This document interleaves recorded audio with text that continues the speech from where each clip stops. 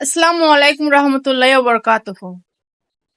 আসলে চেয়েছিলাম না এই আপুকে নিয়ে কথা বলতে, তবুও বলতে হচ্ছে। কারণ কখনো চাই না একটা মা একটা সন্তানকে কষ্ট দিতে। কারণ আসলে যার মা নেই, যার বাবা নেই, সে বুঝে ব্যথা, মানে ওই ব্যথাটা। যার মা বাবা আছে সে বুঝবে না। যেমন আমার মা নেই, বাবা নেই, মা বাবাদের কতটা মায়া, মা বাবাদের কতটা কষ্ট মা বাবা না থাকলে, ওইটা যার নেই সে বুঝে, যার আছে সে কখনো বুঝবে না। সো আমি ছোট করে একটু কথা বলি।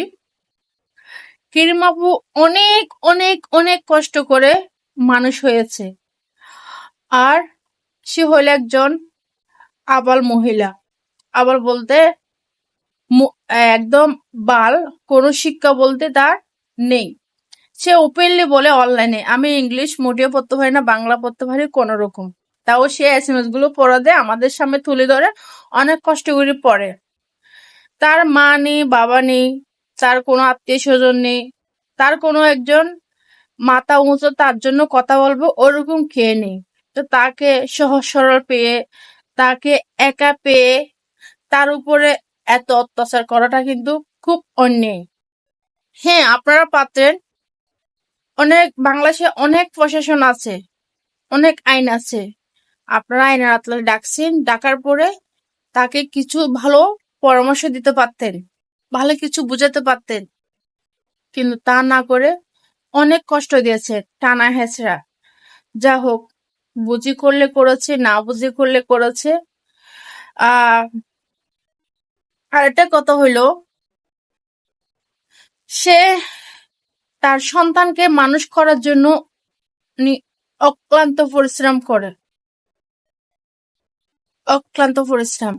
সে যদি তার মেয়েকে, যদি তার সঙ্গে সন্তানকে যদি কষ্ট দিত, তাহলে অনলাইনে এসে কষ্ট দিত না, সে গোপনে কষ্ট দিতে পারত। জাস্ট অনলাইনে ভিডিও গুলো করে সে ফান হিসেবে ফানি ভিডিও করে, যেন কিছু ভিউর জন্য বা সেখান থেকে কিছু আয় আসলে তার সন্তানকে খাওয়াবে, পড়াবে, সে নিজে সুন্দর করে চলবে, জাস্ট এতটুক। সো আমি বলবো এর ভিতরে যারা হাজার হাজার হাজার হাজার বউ ব্যবসায়ী আছে,